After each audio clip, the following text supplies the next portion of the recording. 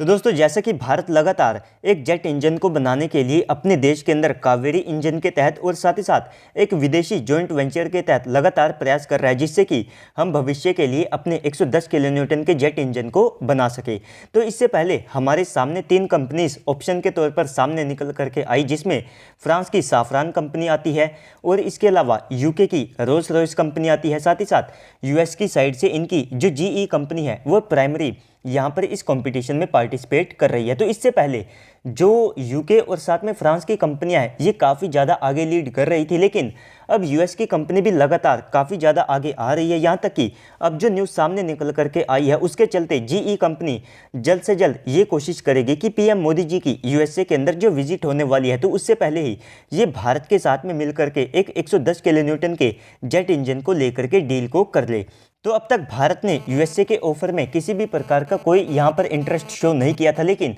अब finally USA की company बातचीत कर रही है कि ये पीएम मोदी जी की विजिट से सबसे पहले तो ये जो डील है इसको फाइनल करना चाहते हैं, जिसके चलते एक 110 किलो न्यूटन से लेकर के 120 किलो न्यूटन की जो जेट इंजन की डील है वो इनको मिल सके, जिसके चलते ये भारत को ये ऑफर कर रहे हैं कि सबसे पहले तो तेजस MK2 के लिए हम जिस GE F414 इंजन का इस्तेमाल करने वाले हैं तो उसकी जो थ्रस्ट है वो लगभग 98 किलो न्यूटन के आसपास की होने वाली है। तो अब उसी इंजन को अपग्रेड करके ये भारत को डायरेक्टली 110 किलो न्यूटन का इंजन सौंपेंगे, जिसके चलते यहाँ पर हम डायरेक्टली अपने तेजस MK2 एमका और टेडी BF जैसे जो फाइटर जेट के प्रोटोटाइप है तो इनके अंदर एक 110 किलो न्यूटन के जेट इंजन को इस्तेमाल कर सकते हैं। इसके बाद में जो प्रोडक्शन लेवल के या फिर प्रोडक्शन स्टैंडर्ड के तेजस MK2 एमका और टेडी BF फाइटर जेट होंगे तो इनके लिए ये जो GE के F414 इंजन्स हैं तो इनको 120 किलो न्यूटन के ऊपर भी स्विच किया जा सकता होगा, और यहाँ पर जो साइज़ और साथ में लंबाई है वो GE के मौजूदा इंजन के समान दिखाई देगी। तो इस कारण से भारत को यहाँ पर काफ़ी ज़्यादा आसानी होगी।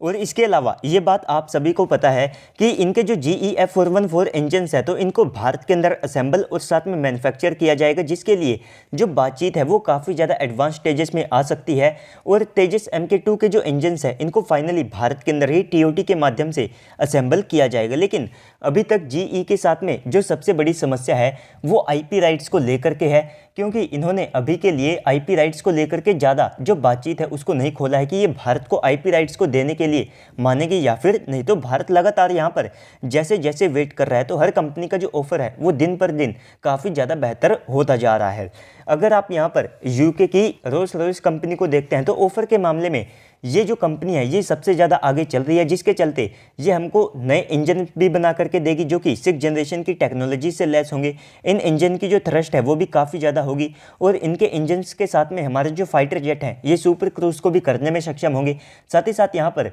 जो IP राइट्स हैं तो ये पूरे अधिकार भारत के पास में रहने वाले हैं, जिससे कि हम यहाँ पर इन इंजन्स के अलग अलग जो वेरिएंट्स हैं उनको भी बना सकते होंगे, और भविष्य में इनके ऊपर किसी भी प्रकार के एक्सपेरिमेंट को करने के लिए या फिर इनमें किसी भी प्रकार के मॉडिफिकेशन को करने के लिए हमको किसी भी कंट्री की कोई भी मदद या फिर जो परमिशन है वो लेने की आवश्यकता नहीं पड़ेगी। और इस सबसे ज़्यादा आगे आते हुए यूके हमको री एक्सपोर्ट का जो लाइसेंस है वो भी देने के लिए तैयार है, जिसके चलते हम बिना इनकी परमिशन के किसी भी कंट्री को इन इंजन्स को एक्सपोर्ट कर पाएंगे। तो इस प्रकार की पूरी सिचुएशन आप सभी लोगों को इन तीनों कंपनीज के बीच में देखने को मिलेगी। बाकी यहाँ पर जो फ्रांस की साफरान कंपनी है वो भी काफ़ी ज़्यादा कोशिश कर रही है कि ये जो 5 से लेकर के 6 बिलियन US$ तक की डील है ये उन्हीं को यहाँ पर मिल जाए। तो दोस्तों ओवरऑल इस पूरी वीडियो के बाद अब आप सबको क्या लगता है कि भारत को किस कंट्री के साथ में मिल करके इस जेट इंजन की डील को करना चाहिए या फिर नहीं? और GE ने भारत को अब ये जो नया ऑफर दिया है तो इसके चलते